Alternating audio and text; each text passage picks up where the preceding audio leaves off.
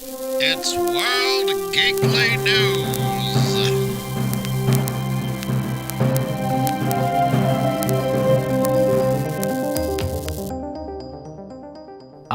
The leaves are beginning to turn brown, coats are being picked up off of hooks to be put to use again, and pumpkins are awaiting their eventual carving, which must mean that it's everyone's favourite spooky month, October.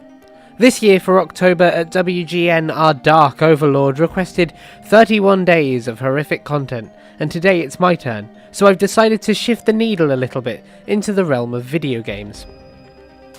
Video games have both the ability to delight and terrify. I mean, look at the price of that deluxe edition.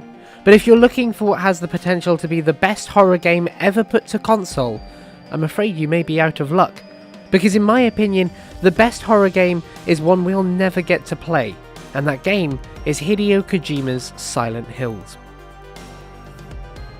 Hideo Kojima is a well-known and well-respected game creator, often referred to as one of video games' original auteurs. He's most known for his work on the Metal Gear series, though has created a number of other games.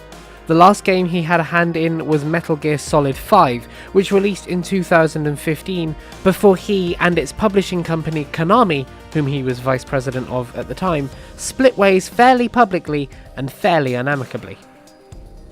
In 2014, at the Tokyo Game Show, PlayStation released a mystery video game known as PT from a mystery video game studio known as 7780s Studios.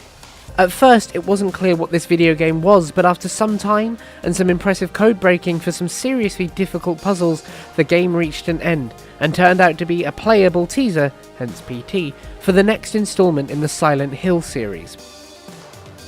At the end of the game, players were shown a cutscene giving a small amount of context into the game through the main playable character, who was revealed to be Norman Reedus. This also revealed that the game was a joint venture between Hideo Kojima and Guillermo del Toro. And that was the end of it.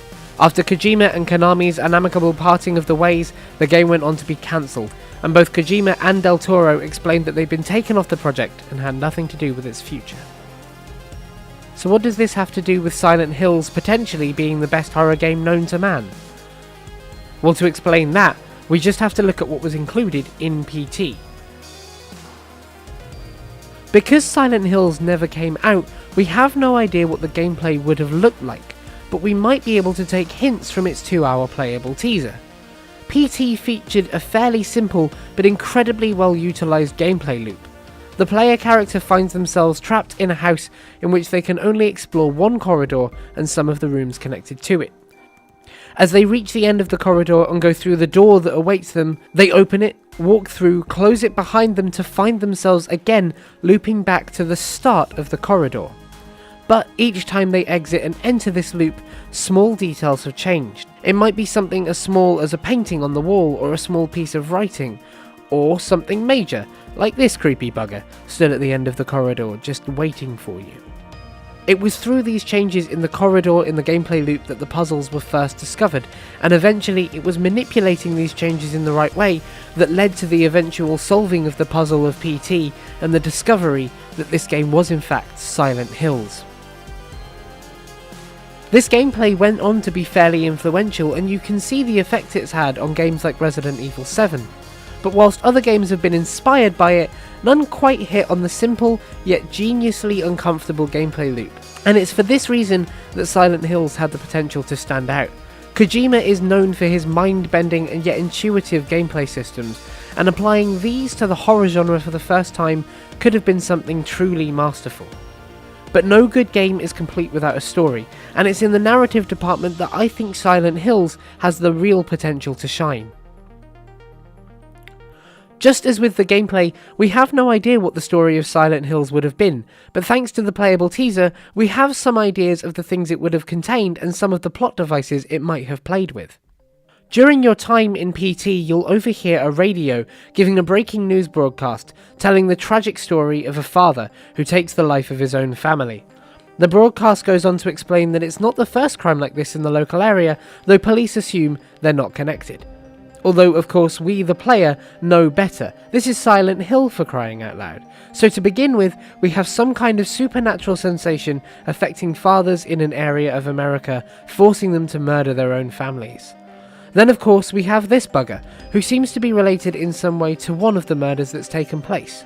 During your time in PT, they will endeavour to make your journey through the corridors as uncomfortable as possible, although they're a lot more threatening than they are violent.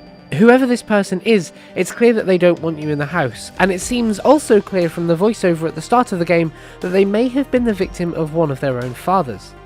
But this is just the top level of the story. The more you explore, the more interesting things you'll pick out, and if you reflect on your time in PT, there are a couple of notable things that stick out. Ultimately, however, this all comes down to... yeah, that's right. Aliens, man. It's all down to aliens.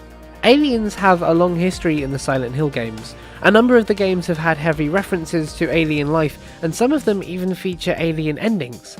However, there's more to just aliens in PT and Silent Hills. If you stumble across the radio on a specific loop of PT, you'll hear it broadcasting a message in Swedish. The message refers to beings coming to our world, having secret control of all things, but most importantly, refers to them coming around the time of a radio play 75 years ago.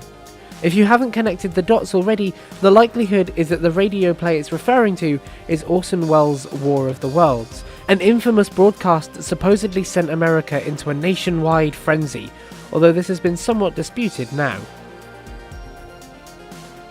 Throughout the game, the radio also tells stories of one of the fathers constantly repeating the code 204863. A code which is assumed to have meaning in PT and the wider Silent Hills reveal that Kojima was undertaking. So combining all of this, you have the potential of interesting, deeply uncomfortable gameplay, one of video gaming and filmmaking's greatest auteur team-up of all time, and a plot that seems to tell the story of a supernatural possessing force triggered by a genuine alien invasion covered up by Orson Welles' infamous War of the Worlds broadcast that's sending fathers on murderous rampages.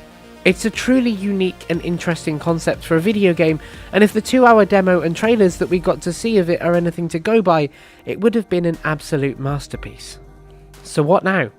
Well, very little, unfortunately. Silent Hills is absolutely dead in the water. Konami have turned their back for the most part on publishing video games, except for the potential of continuing the Metal Gear franchise. Of course, we've had games like Resident Evil 7 which took major inspiration from PT, and we're still awaiting Kojima's next game, Death Stranding, which seems to be using some of the ideas and themes, if not being exactly the same game. But all of this is fairly bittersweet when taken with the knowledge that we will never get our gritty, terrified hands on Silent Hills, one of the most unique and interesting ideas for a horror game I've ever seen that we will never get to play. Thanks very much for watching. I've been Cameron McCulloch-Keeble on behalf of World Geekly News, and I hope to see you again soon.